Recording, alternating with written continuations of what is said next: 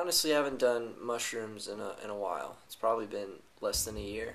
I've felt that the lack of tripping has made me less inspired than usual, and I know a lot of you adults out there are just like, if whatever's inside you is already gonna be there without the drug. I'm starting not to believe this, and I don't want Terrence McKenna to be a bad influence on me, like in y'all's eyes, but I do believe, like he does, that you haven't had a fully rich experience of life if you haven't had a psychedelic experience. The more I read Terrence McKenna, the more I realize he was the 20th century shaman. And with the Cosmos and Psyche realizations I'm also having, which I'm going to post a little later, it says that whenever Uranus is on the opposite of your natal chart, so if my Uranus was in Sagittarius here, when I'm 40, Uranus will be on the exact bottom of my chart. It's supposed to mean that our message will be a little more involved and evolved. So he had his Uranus in Gemini, the sign of communication. So that's like the planet of revolution and the sign of communication. A definite shamanistic archetype, I believe. And so when his Uranus was in Sagittarius in the 80s, that's when he blew up. He was getting more and more realizations. I mean, it's not just a midlife crisis thing in your 40s. It's an actual planetary archetypal vibration that's occurring in your psyche that you're very unaware of. And since I will be aware of it when I'm 40, hopefully it'll come anyway, and I'll just have prepared myself, cultivated myself for it.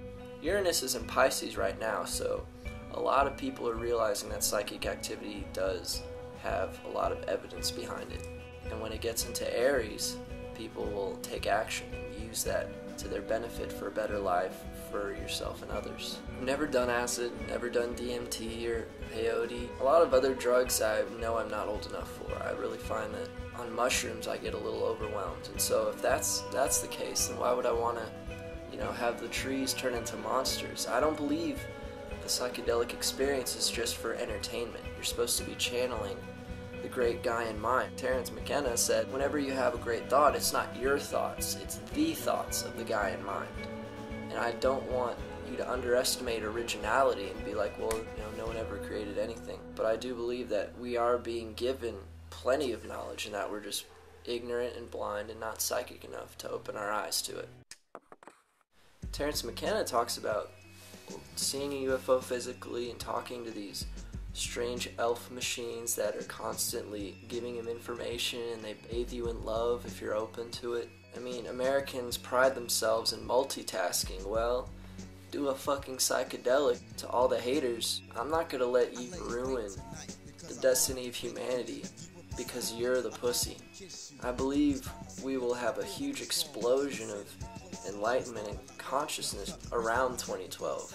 Some people believe it's October 28th, 2011, but I think it's December 21st, 2012 because of the I Ching and the Mayans. So I mean, I'm already psychically controlling humans' vibes and temperaments, especially while under the use of marijuana. I mean, it just explodes whatever's inside you, and that maybe you do need that boost. Maybe, why would it be here if it wasn't to cultivate, divine wisdom and knowledge with, not just pure logic. Here's a realization I had. When Nietzsche channeled his Zarathustra during 1883 through 85, there was the triple conjunction of Neptune, Pluto, and Saturn. And guess who was born around the 1880s? Einstein. So he had a triple conjunction of all those placements. What I find weird is that Nietzsche obviously controlled the lightning with his emotions, like I can do sometimes.